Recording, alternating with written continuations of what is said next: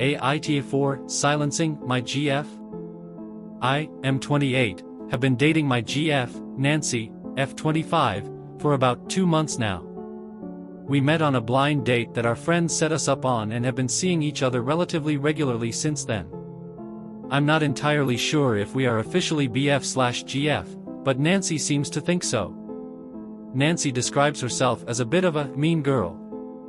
I honestly thought she was joking for a while, as she is typically quite nice. However, she has an awful tendency to insult people based primarily on their appearance. These insults can happen anywhere and anytime, and can be targeted at literally anyone.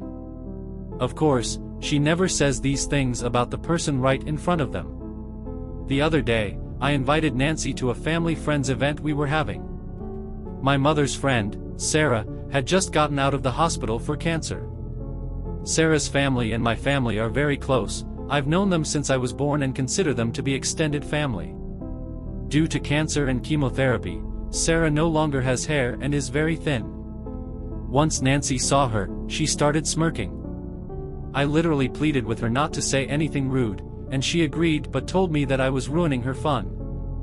Fast forward, I'm chatting with my mother, F55, and sister, F24. Nancy walks by and says hello.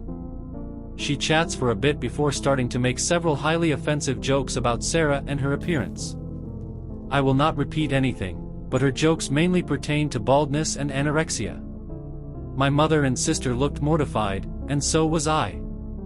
I literally had my jaw hanging open for a good few seconds. Once I snapped out of it, I firmly told Nancy to stop and that no one found her shitty sense of humor funny except herself. She got upset and said that I was being controlling and misogynistic for trying to silence her.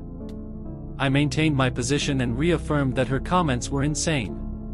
She got even more upset and asked that we leave.